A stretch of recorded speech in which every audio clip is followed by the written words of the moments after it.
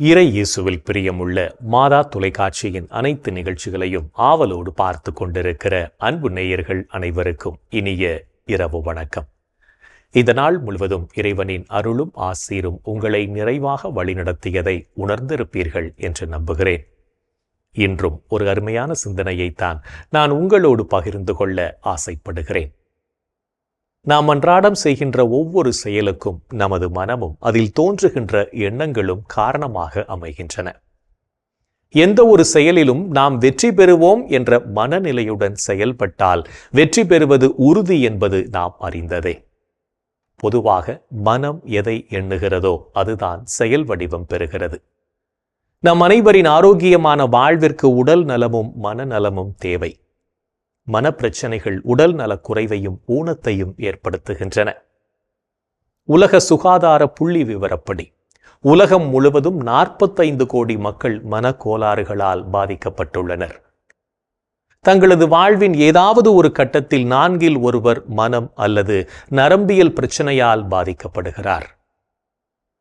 இந்தியாவில் தேசிய மனநல ஆய்வு 2015-16 ஆண்டில் 18 வயதிற்கு மேற்பட்டவர்களில் மனநோயினால் 10.6% பாதிக்கப்பட்டுள்ளதாக கணக்கிட்டுள்ளது.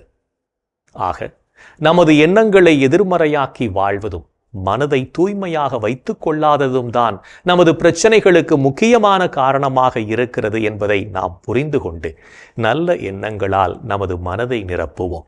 அப்போதுதான் நம்மில் நிலையான மகிழ்ச்சி தங்கும். பிரச்சனைகளும் போராட்டங்களும் வாழ்வின் யதார்த்தம்.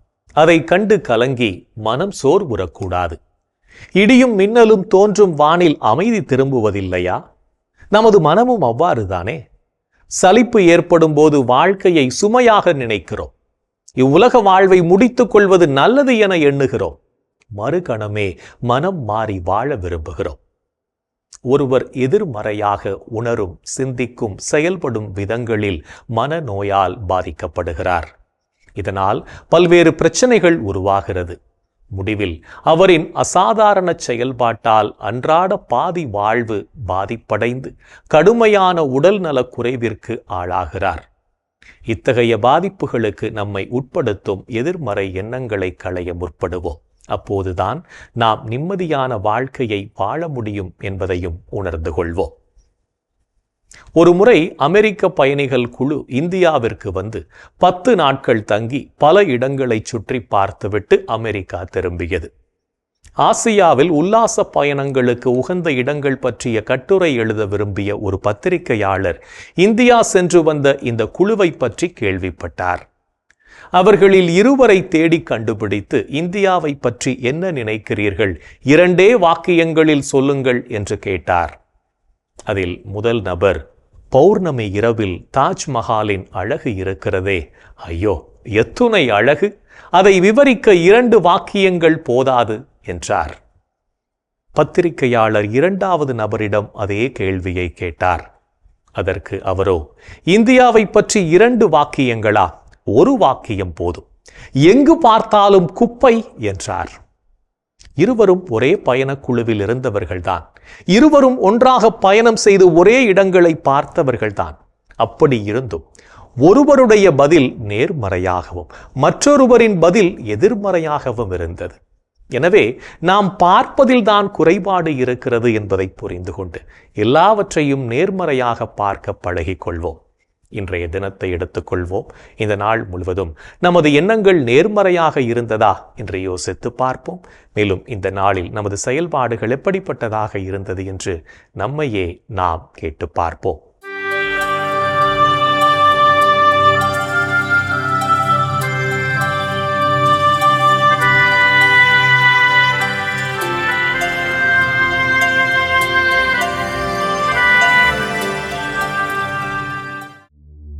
இன்று நீங்கள் உங்கள் மனதை தூய்மையுடன் வைத்துக் கொண்டீர்களா? அமைதி அருளும் கடவுள்தாமே உங்களை முற்றிலும் தூய்மையாக்குவாராக.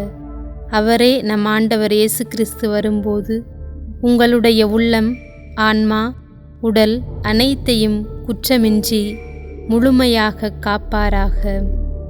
இன்று நீங்கள் மற்றவர்களை பழிவாங்கும் எண்ணத்தோடு நடந்து கொண்டீர்களா? பழி வாங்குவோர் ஆண்டவரிடமிருந்து பழிக்கு பழியே பெறுவர். ஆண்டவர் அவர்களுடைய பாவங்களை திண்ணமாய் நினைவில் வைத்திருப்பார்.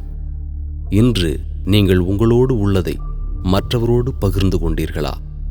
பணத்தை உன் சகோதரர்களுக்காகவோ நண்பர்களுக்காகவோ செலவிடு. அழிந்து போகும்படி அதை கல்லுக்கு அடியில் மறைத்து வைக்காதே. இன்று நீங்கள் உங்களிடம் கொடுக்கப்பட்ட பணத்தை நேர்மையோடு கையாண்டீர்களா?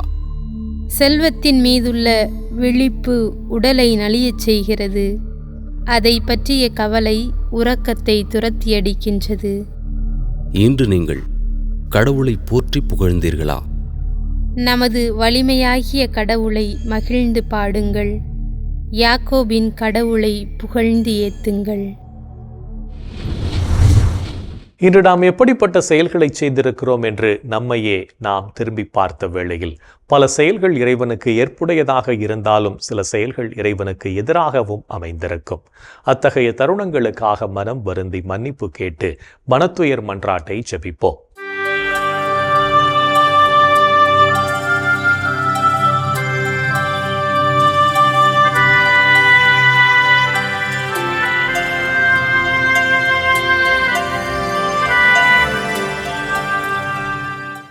எல்லாம் வல்ல இறைவனிடமும் சகோதர சகோதரிகளே உங்களிடமும் நான் பாவி என ஏற்றுக்கொள்கிறேன். ஏனெனில் என் சிந்தனையாலும் சொல்லாலும் செயலாலும் கடமையில் தவறியதாலும் பாவங்கள் பல செய்தேன். என் பாவமே என் பாவமே என் பெரும் பாவமே. ஆகையால் எப்போதும் கன்னியான புனித மரியாவையும் வானதூதர் புனிதர் அனைவரையும் சகோதர சகோதரிகளே உங்களையும் நம் இறைவனாகிய ஆண்டவரிடம் எனக்காக வேண்டிக்கொள்ள மன்றாடுகிறேன். ஆமேன். மனத்துயர் மன்றாட்டை ஜெபித்ததன் வழியாக இறைவனிடமிருந்து மன்னிப்பை பெற்றிருப்போம் என்ற நம்பிக்கையோடு இறை வேண்டலில் இணைவோம்.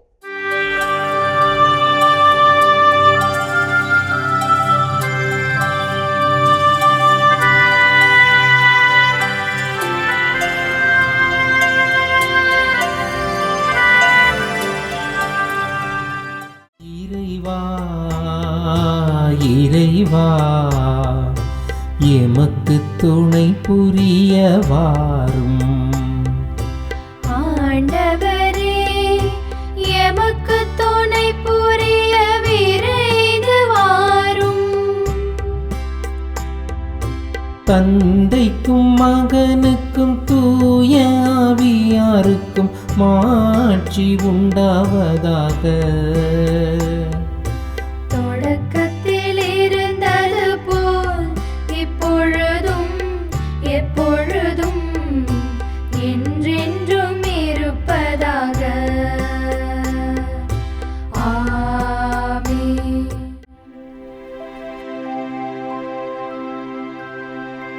ஆண்டவரே ஆண்டவரே எனக்கு இரங்கி என் வேண்டுதலுக்கு செவி சாய்த்தருளும். ஆண்டவரே ஆண்டவரே எனக்கு இரங்கி என் வேண்டுதலுக்கு செவி சாய்த்தருளும்.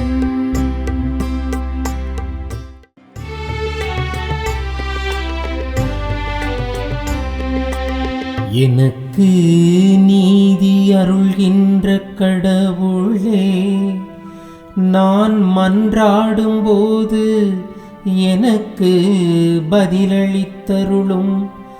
நான் நெருக்கடியில் இருந்தபோது நீர் எனக்கு துணை புரிந்தீர்.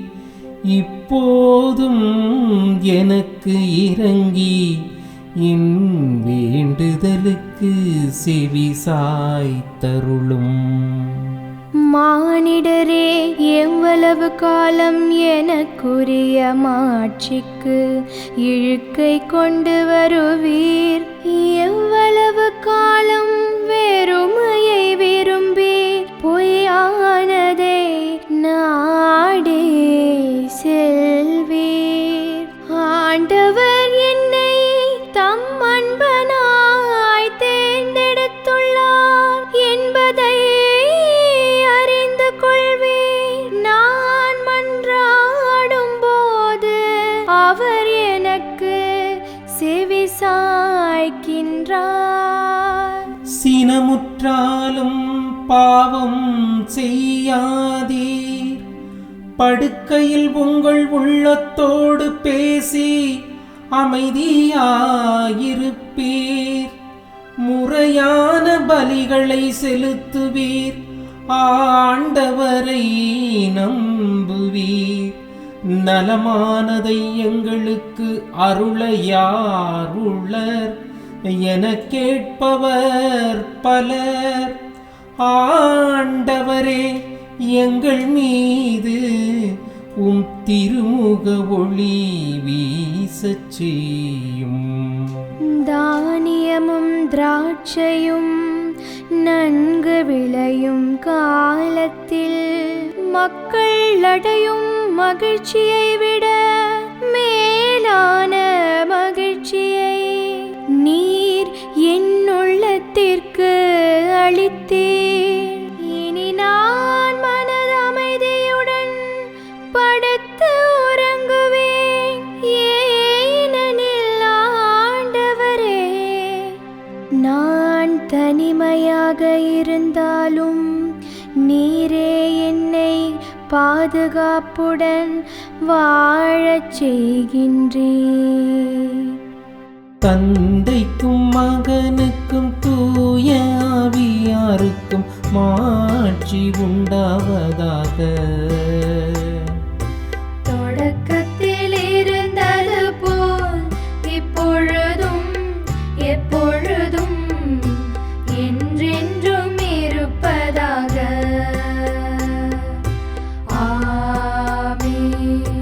ஆண்டவரே, ஆண்டவரே, எனக்கு இரங்கி என் வேண்டுதலுக்கு செவி சாய்த்தருளும். ஆண்டவரே, ஆண்டவரே, எனக்கு இரங்கி என் வேண்டுதலுக்கு செவி சாய்த்தருளும். இரவு நேரங்களில் ஆண்டவரை போற்றுங்கள். இரவு நேரங்களில்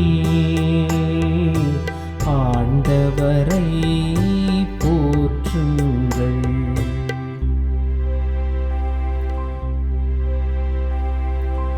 இரவு நேரங்களில் ஆண்டவரின் இல்லத்தில் பணி செய்யும் ஆண்டவரின் ஊழியரே, நீங்கள் அனைவரும் ஆண்டவரை போற்றுங்கள். தூயகத்தை நோக்கி கைகளை உயர்த்தி ஆண்டவரை போற்றுங்கள். விண்ணையும் மண்ணையும் உண்டாக்கிய ஆண்டவர் சீயோனிலிருந்து உங்களுக்கு ஆசி வழங்குவாராக. தந்தைக்கும் மகனுக்கும் தூய ஆவியாருக்கும் மாட்சி உண்டாவதாக. தொடக்கத்தில் இருந்தது போல் இப்பொழுதும் எப்பொழுதும் என்றென்றும் இருப்பதாக. ஆமென். இரவு நேரங்களில் ஆண்டவரை போற்றுங்கள். இரவு நேரங்களில் ஆண்டவரை போற்றுங்கள். இறைவனின் உடனிருப்பு இந்த இரவு பொழுதிலும் நம்மை பாதுகாத்து வழிநடத்தும் என்ற நம்பிக்கையை இறை வேண்டலின் வழியாக பெற்றுக்கொண்ட நாம் இப்போது நாளைய நற்செய்தி வாசகத்திற்கு செவிமடுப்போம்.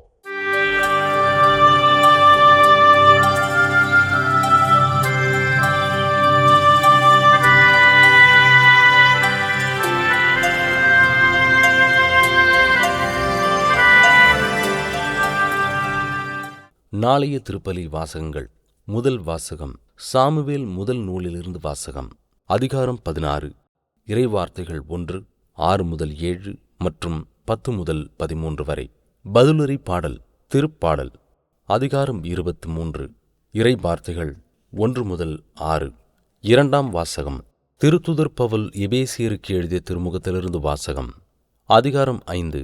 இறைவார்த்தைகள் 8 முதல் 14. யோவான் எழுதிய தூய நற்செய்தியிலிருந்து வாசகம். அதிகாரம் 9. இறைவார்த்தைகள் 1, 6 முதல் 9, 13 முதல் 17 மற்றும் 34 முதல் 38 வரை.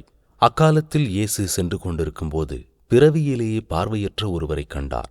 அவர் தரையில் உமிழ்ந்து உமிழ்நீரால் சேறு உண்டாக்கி அச்சேற்றை பார்வையற்றவருடைய கண்களில் பூசி, நீர் சிலோவாம் குளத்துக்குப் போய் கண்களை கழுவும் என்றார். சிலோவாம் என்பதற்கு அனுப்பப்பட்டவர் என்பது பொருள். அவரும் போய் கழுவி பார்வை பெற்று திரும்பி வந்தார்.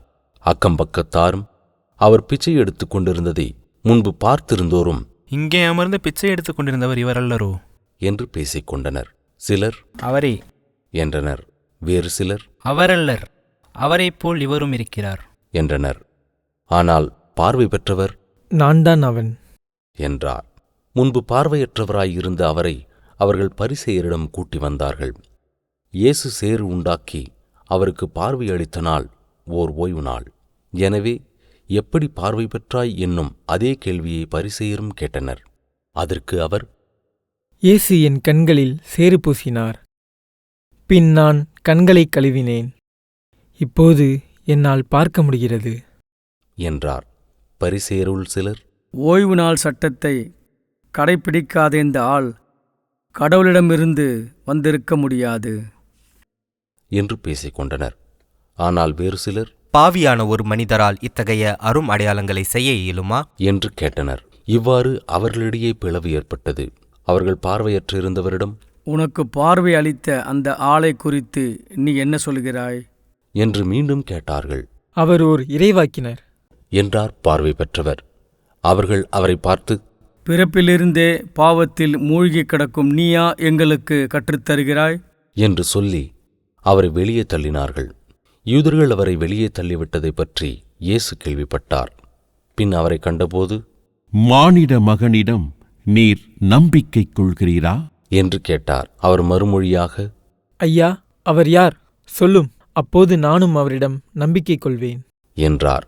இயேசு அவரிடம், நீர் அவரை பார்த்திருக்கிறீர், உம்மோடு பேசிக் கொண்டிருப்பவரே அவர் என்றார். அவர், ஆண்டவரே, நம்பிக்கை கொள்கிறேன் என்று கூறி அவரை வணங்கினார். ஆண்டவரின் அருள்வாக்கு. கிறிஸ்துவே உமக்கு புகழ். ஆண்டவரே, உம் கையில் என் உயிரை ஒப்படைக்கின்றேன். ஆண்டவரே, உம் கையில் என் உயிரை ஒப்படைக்கின்றேன். உண்மையின் ஆண்டவராகிய கடவுளே, எம்மை மீட்பவர் நீரே. ஆண்டவரே, உம் கையில் என் உயிரை ஒப்படைக்கின்றேன். தந்தைக்கும் மகனுக்கும் தூய ஆவியார்க்கும் மாட்சி உண்டாவதாக. ஆண்டவரே, உம் கையில் என் உயிரை ஒப்படைக்கின்றேன். நாம் அனைவரும் நேர்மையுள்ளவர்களாக வாழவும் நமது வாழ்வு மற்றவர்களுக்கு பயனுள்ள விதத்தில் அமைந்து இயேசுவுக்கு சான்று பகரக்கூடிய வாழ்க்கையாக அமையவும் நாம் அழைக்கப்படுகிறோம். என்றும் நம் அன்பர் இயேசுவின் குரலுக்கு செவிமடுத்து வாழ்வோம் என்ற சிந்தனையோடு சிமியோன் பாடலில் இணைவோம்.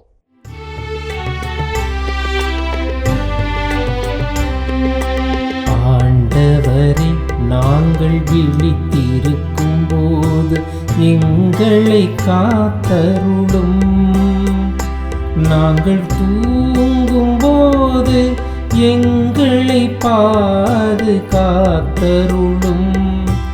இதனால் கிறிஸ்துவோடு விழித்திருந்து அவரோடு அமைதியில் இளைப்பாறுவோம்.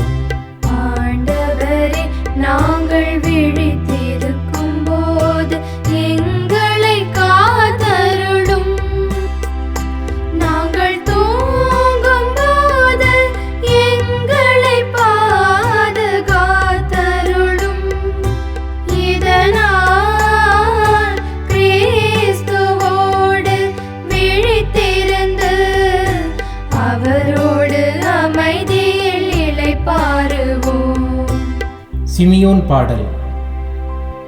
ஆண்டவரே, உமது சொற்படி உம் அடியான் என்னை இப்போது அமைதியுடன் போகச் செய்கிறீர்.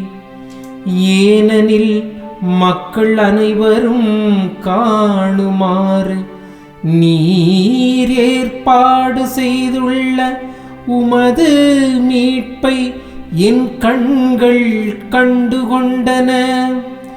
இம்மீட்பே பிற இனத்தாருக்கு வெளிப்பாடு அருளும் மொழி. இதுவேவும் மக்களாகிய இஸ்ராயேலுக்கு பெருமை. இஸ்ராயேலுக்கு பெருமை. தந்தைக்கும் மகனுக்கும் தூய ஆவியாருக்கும் மாட்சி உண்டாவதாக. தொடக்கத்தில் இருந்தது போல் இப்பொழுதும் எப்பொழுதும் என்றென்றும் இருப்பதாக. ஆமென். ஆண்டவரே, நாங்கள் விழித்திருக்கும் போது எங்களை காத்தருளும். நாங்கள் தூங்கும் போது எங்களை பாதுகாத்தருளும். இதனால் கிறிஸ்துவோடு விழித்திருந்து அவரோடு அமைதியில் இளைப்பாறுவோம். ஆண்டவரே, நாங்கள் விழித்திருக்கும் போது எங்களை காத்தருளும். நாங்கள் தூங்கும் போது எங்களை பாதுகாத்தருளும். இதனால் கிறிஸ்துவோடு விழித்திருந்து அவரோடு அமைதியில் இளைப்பாறுவோம். இறைவன் நம்மை ஒவ்வொரு நொடிப்பொழுதும் அற்புதமாய் வழிநடத்தி கொண்டிருப்பதை சிமியோன் பாடல் வழியாக உணர்ந்து ஜெபித்த நாம் இப்போது நாளைய புனிதரை பற்றி பார்க்கலாம்.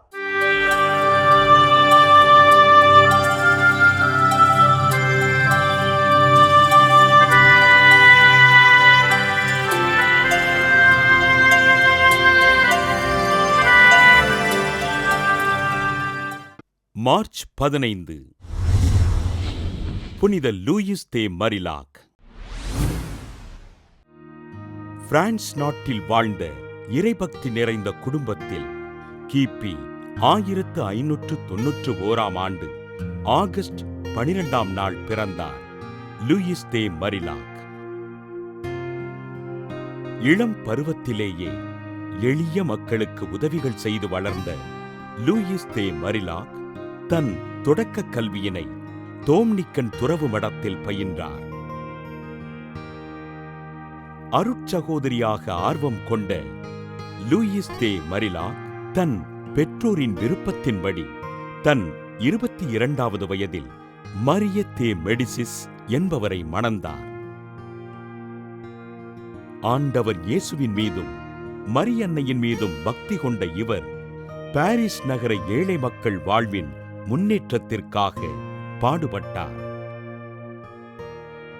கிபி 1625ஆம் ஆண்டு தன் கணவரை இழந்த லூயிஸ் தே மரிலாக் புனித வின்சென்ட் தே பவுலுடன் இணைந்து இறைப்பணிகளைச் செய்தார். நோயாளிகளையும் ஆதரவற்றோரையும் தன் இல்லத்தில் வைத்து பராமரித்த மரிலாக் கிபி 1633ஆம் ஆண்டு பெண்களுக்காக புதிய துறவற சபையினை தொடங்கினார். புனித வின்சென்டே பவுலினை ஆன்ம குருவாக ஏற்றுக்கொண்ட இவர் 1634ஆம் ஆண்டு அருட்சகோதரியாக அருட்பொழிவு பெற்றார். ஆதரவற்ற குழந்தைகளுக்கும் முதியவர்களுக்கும் உதவிகள் செய்த லூயிஸ் தே மரிலாக் உடல் நலிவுற்று கிபி 1660 மார்ச் 15ஆம் நாள் விண்ணகம் சென்றார். ஆண்டவர் இயேசுவிடம் விசுவாசம் கொண்டு அவரின் பணிகளைச் செய்த லூயிஸ் தே மரிலாக்கினை திருத்தந்தை 11ஆம் பத்திநாதர் 1934ஆம் ஆண்டு புனிதராக அறிவிக்க திருத்தந்தை 23ஆம் யோவான் 1960ஆம் ஆண்டு சமூக சேவகர்களுக்கு பாதுகாவலராக நியமித்தார். புனித லூயிஸ் தே மரிலாக் திருவிழாவினை கொண்டாடுகின்ற நாம் ஆதரவற்ற இல்லங்களில் வாழுகின்ற குழந்தைகளுக்கு உதவிகள் செய்து அவர்களது நல்வாழ்விற்காக ஜெபிப்போம். புனிதர்கள் ஒவ்வொருவரும் தங்களது வாழ்க்கையின் மூலம் இறைவனுக்கு சான்று பகர்ந்து வாழ்ந்தவர்கள் என்பதை உணர்ந்தவர்களாய் நாளைய தினம் மற்றவர்களின் துன்பத்தில் பங்கெடுத்து இறையருளை நிறைவாக பெற்றுக்கொள்வோம். என் அன்பு சகோதரனே, சகோதரியே, கடவுளினுடைய வல்லமை, கடவுளுடைய ஆற்றல் நம்மை ஒவ்வொரு நாளும் மகிழ்ச்சியாலும் சமாதானத்தாலும் நிரப்பிக் கொண்டிருக்கிறது. இந்த அற்புதமான நாளிலும் அதை நாம் உணர்ந்திருப்போம். அதற்காக நமது ஆண்டவருக்கு நன்றி செல்வோம். இன்றைய சிறப்பான நாளிலே குழந்தை பாக்கியத்திற்காக ஏங்கி தவிக்கின்ற நம் சகோதரிகளுக்காக, நமது குடும்பங்களுக்காக நாம் உருக்கத்தோடு மன்றாடுவோம். ஆண்டவரே இயேசுவே, குழந்தை பாக்கியத்தை மாபெரும் கொடையாக அந்த குடும்பங்களுக்கெல்லாம் கொடுத்து ஆசீர்வதிக்கின்ற தேவனே, இதோ குழந்தை பாக்கியம் இல்லாமல், குழந்தை செல்வம் இல்லாமல் கண்ணீரோடு வாழ்ந்து கொண்டிருக்கின்ற பலவிதமான அவல பேச்சுகளால் முடங்கி போய் கிடக்கின்ற என் சகோதரியை, என் சகோதரனை, இந்த குடும்பங்களை நீர் பாருமையா.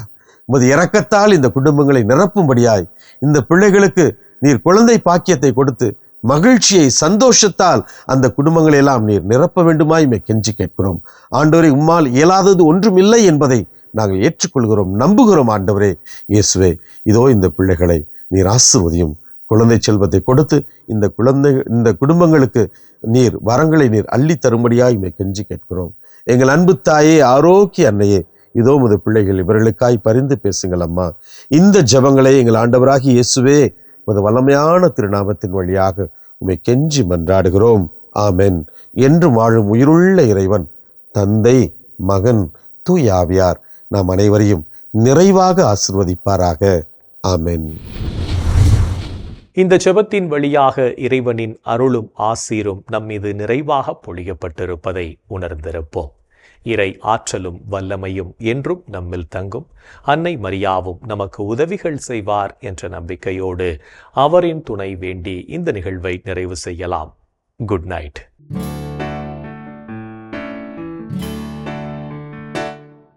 மன்னக மீட்பர்